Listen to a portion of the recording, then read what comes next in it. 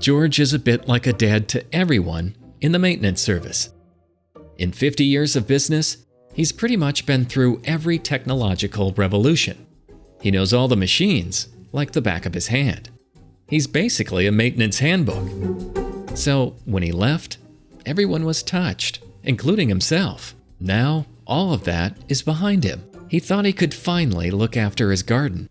The problem is that people realized that only he knew how to fix the PF300 from 1972. That's when George thought that he would have liked to experience the DIMO CMMS revolution as well.